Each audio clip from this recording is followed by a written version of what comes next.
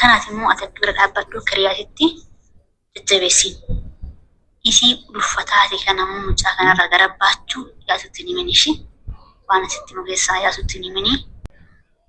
السلام عليكم ورحمة الله وبركاته. أرجو شكرا هون دخيسن بكم جيسن نجينا ربي سن براجراتو دبي جا هنا رفناتي أمان تنا باري فنّي حاجة رفنا في اللي قرتي كشورتي ركنا جرا وبارك مجي من حسمي akkam nagaa jirtu fayyaa keessanii nagmaan akkuma fedhaa wajjin asoonetti illee rabbiin nagaan bulchee kuma kaanii irra ammaan tana kan kun akka kalee kalkalaate injin qama maal akka ta'e naa gasii aboo maal taate cufaadha maal naan jedhe akkam jedhee gaafii keessa galee anillee maal jechuudha Cime micayo sanus kenjeni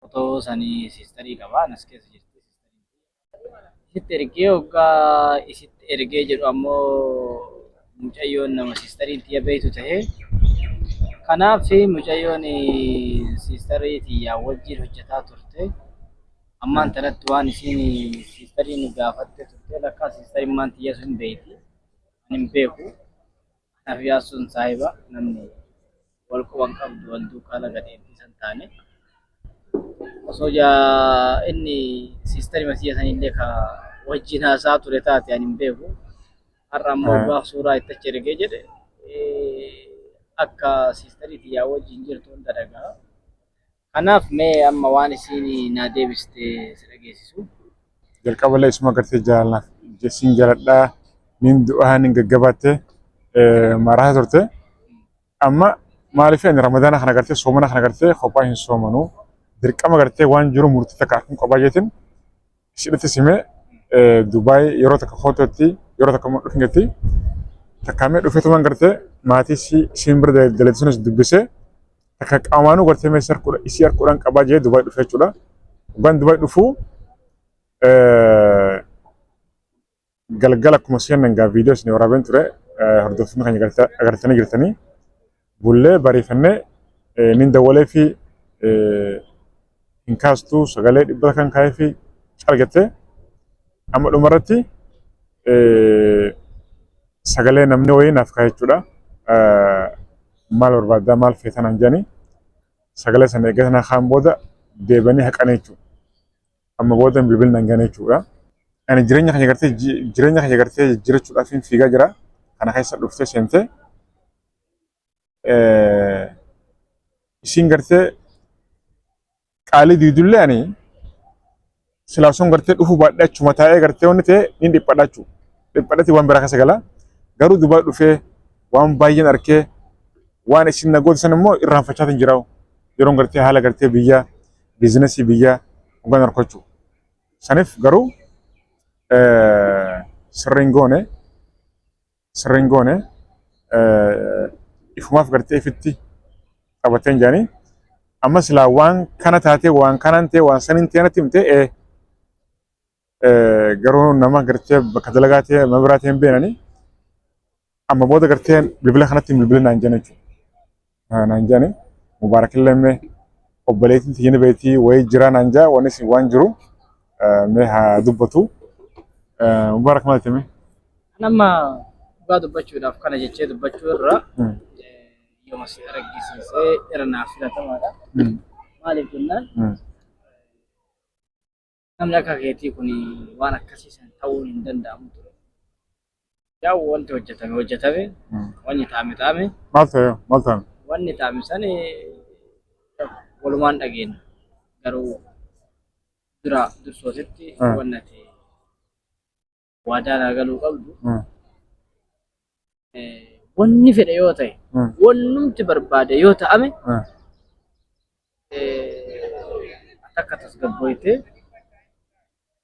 nagaan gara biyya keenyaa galuusan aboon na tasgabbaadeera maallan dursootettan gaafiin si gaafadhu soo wanta kan dhageen soo wanti takka hin taamin wanti tokko ni ta'ama ni hafama bakka wal faana deemti jireenyi hin bahasi hin dhabamas argamasi dhabamas. Adeeroo dhageessaa dhageessaa Waadaa hanganaa galtutti ini adeeroo dhageessaa nuti gartee ani nama gartee waan gala beeku jechuudha. Oromoon maalti beektaa? Namni waan gala hin beekne nama miti Oromoon. Si jammar nama gartee waan naarka jiru waan kashii jiru arkee itti amanee kiyyaju malee waan gartee naarka hin jirre garteen kiyyu garuu hundaa'u qalbiin tiyyi gartee ittiin ina amantu jechuudha. barakkas miti. Ammaan tana sirriitti si jaalatte sirriitti. Yoo na jaalatte yeroo hangammaa waa hedduu. Sirriitti si jaalatte. Sirri dhugaa kana si jaalatte. Eshi. Doon nama jaalatu. Jechuun ati akkuma jaalattu kanatti. Atis malee isinaafuu jettee kaatee biifaa jirte. Waadaa kan kee balleessuuf jettee kaatee jirte. Kanaaf wayin sitti himuu qabaan waan sitti himu san hanga waadaa na galtutti Okay. Waadaan maal jiru? Waadaan maal jiru? Waadaan nama seene dhufte. Wanti ati waadaa galtu bakka wama fedhe yoo argame wanti fedhe yoo argamte Maaltu argame? rakkisu ataa jedhee gara biyya kiyyaa galaa. Maaltu argame hin jaabadda fime? Waan argame san sitti himuudhaaf hamma waadaa naa galtutti himuun jechaa jira bara. Aboo waadaan way tana yalan boodasi galaa deero. Waadaa galtu malee. Waan is garbishini. Aboon robbishinitti miti deero waadaa. Robbishinii miti bara. Wanti na sitti himu kun dirqama hamma ati siftee wanti jedhame kana hundayyuu fudhattee yoo jette sitti himu. Ayi bashi si waada sin galaye ron ko. Yalte? Ayyee. Hime. Afurun kuti ma gonere. Wanticha afaan illee sitti himu. Gurmaa'in si dhageessisa. Waada maal ta'u? Waadaa moo? Waadaa amma sitti maan jiru? Qaxxannee gara biyya keenya nagaa fataa jettee. Galuu qofa. Kan keeti, firii kan keeti. Gara biyyaa galla. Gara biyyaa illee galuu baattu asis yoo ta'e. Bakka sammuu nagaati akka teessu. Waan dhufneef hoo? Wanti dhufneef uma fedhee haa ta'u sin. Yaa milkaa'u baatu. Okay. Okay. Yaa ta'u baatu. Ayo gak mubarak mana? Mau isi jalatin sa? Jarti lama kodete? Ana jaalatu. Jarti lama. Ana jaalatu. Walumaa galatti gabaa matti. Ishi me sisterin temas nyata ye? Koi. Wama ta'ee haa ta'u. Sisterin temas nyata me? Kanaafuu waadaa gaafa naa galte sitti maas. Ayo bakka me sigala. Waadaa gaafa galte yookaan himuu hin danda'u. Maaliif jenna? Akkamitti sitti. Aye. Akka waadaa qabne wanti takka illee hin jiraanne. Wanta sammuu kan keessa waan biraa keessa gashin. Kanaaf si tajaajila. Okay. Maal? Magashti irratti waadaa naa galaa jira. Jijjiiree taanaani. Waadaa galaa. Jijjiiree ta'e taanaani. Yaasuu isiniif hin dhiisa. Kanaaf amma ofii kiyyaafis hin dhageeffadhu addatti. Simaa wajjin dhageeffadhu. Fidime. Sagaleedha? Sagaleedha. Ishi erge? Sinna ergite. Paraan kedhamoo? Namni biraa naa erge. Naa ergamu waliin dhageeffadhu. Eshi kottu. Waliigallee biree waadaadha. Aye. Akka wanti takka hin jiraanne. Aboo nurrakkisne yoo kottu gaame. Nurrakkisni miti. Waliigalteen keenya waliigaltee ta'uu qaba. Akkam nagaadhaa fayyaa jirta akkam nagaa jirta. Okay. Nagaa akkamii nagaa qaba. Sistereeti? Sistereeti. Akkam jiran nagaa isaaniiti. Maanoo akkam jiran wayyaa qabanii. Waa'ee yaasuu baay'ee na siibette. Baay'ee na cinqee. Mucayyoon ati na gaafate san immoo beekamaa sitti miti. Mucayyoo hiriyaatiyyaa mana tokko hojii gallaa bakka tokko hojii dalannaa jedhee sitti doom nama sadi taanee akka mana tokko gallu. Keessaan immoo mucayyoon hiriyaatee akka gara biyyaa galteelee sitti miira. Kanaaf mucayyoon haalaan jaalatti. Mucaa kana haalaan jaalatti. Waa'ee isaa faarsiitii, waa'ee isaa yeroo hunda natti haasofti. Karallatti deemte hundattuu waa'ee isaa haasofti. Akka haalaan jaalattu. Gaafii jaalalaaf akka isaaf isiin dhiyeessite natti himaa turte. Gaafii jaalalaa kanayyuu akkasii irraa qeebaluu dide natti himaa turte. Gara booddeetti dammoo irraa qeebalee innis haalaan jaalatee jaalala osoo wajjin jiran. Mucayyoon beektii osoo jennu haalaan bareetti. Bareedduudhas. Itti nafne. Innis sanuma moosa tokko sanatti innis haalaan bareeda nama gaariidha. Isinis haala famali isin wanti lama osoo akkasi jiranii mucaa gibbii keenyaa tokko jaalatte. Jaalattee mucaan baangaaliidha shufeera makiinaati. Gibbii keenya keessa gala. Tokko jirtu isuma wajjin yaasuu wajjin haasoftu kan hojjetu haasoftu. Yaasuun biyya keessa jira.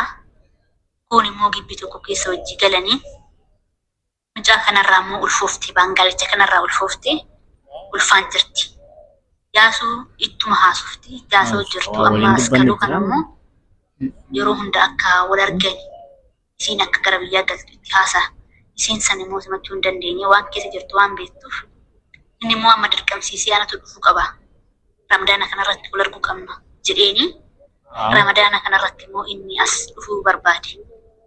Yeroo barbaade kanatti immoo itti bilbila jalaan kaastu barreeffama barreessanii isin argaa irraan kaastu maal itti haasaya. Jetti baay'ee dhiphatti. Baay'ee cinqamaa jirti namoonni waliin cinqamaa hiriyoonni isin wajjin cinqamaa yeroo warri gibbii keenyaas akkatti waliin dhaabatanii haafamteette. Isa kanaan immoo maal jedhee itti dubbadha naan jetti. Jayyoon baay'ee cinqee keessa jirti beektee. Isa kanaaf immoo ati bira dhaabbadhu akka riyaatitti jajjabeessiin. Isii ulfaataate kana immoo mucaa kanarraa gara baachuu yaasutti ni minishi. Waan asitti nu keessaa yaasutti ni mini tasgabbeessi. Akka gara biyyaa deebitan taasisi. Dhagaarta yaasutti ni minnaan jedhameera. Gara biraatti waadaa balleessee dhagaye. Obsi. Obsi. Ulfooftee. Innaa waan akkasiitii obsas barbaachisaa, obsis barbaachisaa. Obsa. Gara biyyaallee akka galtu kan waadaa si galfadheef dursee kanaafi tan barbaadde ta biraa laallee tiniin sitti fuuna. Tarabbiin eebbise, tamaatiin ishiisii eebbise, tarabbiin ammoo guddaa maatii caalaalle, tarabbiin adaba itti qabe, laallee sitti fuuna. Har'aa kaastee waa'ee kanaa akkan haasoyne, waa'ee jireenya kan kee gara fuulduraatitti bobba'isiin jedha obboleessa kiyya akkasuma maatiin yaasuu biraallee kunoo akkasuma keessaanis taate namni itti dhiyaatanillee naaf gorsaa, naaf jajjabeessaa amma booda waadaan galtee nagahaan gara biyya keenyaa gallaa jechuudha. Gabaabsinee haasa'uuf. Wanti ta'ame waan ta'eef akka wanni gootu hin jiru amma booda. Wanni ta'amu hin jiru amma booda. Haala miti beekta kun qabu garuu namni akkanatti gartee ajijiin kun gaariin turre yoo gartee ishiidhaan ta'een osumaan gartee achiin ka'een jalqabama jechuudha. Dursi salaanatti himtee aboo ani gartee harkadheen jira. Nama biraa asitti harkadheen jira. Salaattii himtee rakkoon qaban. Garuu lafaasiftee na fiddee ammas ifumaaf jalqaballee boochee bu'attee aadini galchitee amma yeroo gartee kun akka dhageessan kana je'anii taatu waan ajaa'ibaati. Garuu isumaaf milkoona rakkoon qabu. Ani Dubaay fi harkan jira. Kana keessa immoo xiqqoo dhugaadha. Ajaa'iba. Obsuutu sirra jiraata, obsatu sirra jiraata. Oma kamufuu namni yoo obsin bakka wayii gahuus hin danda'u. Waa'een jaalalaa nama hedduu kanaa ol miitee jira, kanarra fiigutu jira. Kanaaf obsasi barbaachisaa siin jedhan gabaabseetuma. Amma isi jaalala irra qabe immoo wal fuudhammoo isi wal fuudhan jette immoo maal jettee? Ilma namaati. Ilma namaati. Sunillee ilma namaati. Ishiillee ilma namaati. Gibbii tokko keessa jiraatanii. Way jinneen neere, way ilma jinneen jennee bara. Wal barbaadanii walitti dabalamanii bakka waan biraa keessa galanii gochi sun ta'ame jechuudha. Wanti godhan hin jiru. Isi kenneef moo isa kenneef? Sanee rabbitu beeka. Jechuun haala. Humnaan qabuu danda'a. Humnaanii. Qabuu danda'a. Fedhaan ta'uu danda'a. Biyyi seera yoo qabaatte iddoon itti namni yookaan kilaasii takka keessatti namni waan arge walitti dalaguu danda'a waan ta'eef hin beekamu sana waan taane keessallee haasa'uun hin barbaachisu. Safuu keenya eeggachaa dubbachuun nu barbaachisa. Waan akkasiitti biroo kiyya. Amma akkasitti jajjabaatu bakka ni yaadame. Aboo kun akkana jaangaa'e yaa obboleessoo ani waanumaan jiru wallaalee ani silaa gartee akka fayyatti ramadaana kana gartee wajjin soomannaa kara biyya gallee maatii keenya dubbisnee nikaa wal godhannee sargii godhannee soomana kana gartee wajjin soomana gati yaada ture garuu akkaan gartee ani itti qophaa'e hin taane isiilleen gartee ariifattee kunoo waan biraa keessa galtee ahadii diidee jechuudha.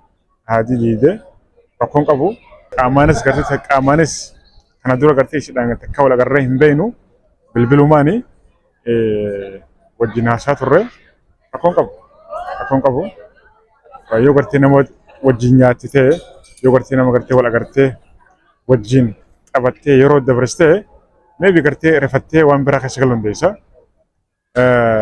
It's okay. Waan hin qabu inshallah khairi video like share godha namoonni gartee asu biraa subscribe godhaatii maayitaadha. Asumanume Dubai keessa deemee waan jiru haala gartee biyyattiin fakkaatullee isiniin daawwachiisa ni ilaala sammuu xiyyaala gartee freshin godha hundaaf inshallah khair waan hin qabu video like share godha. Assalamu alaikum.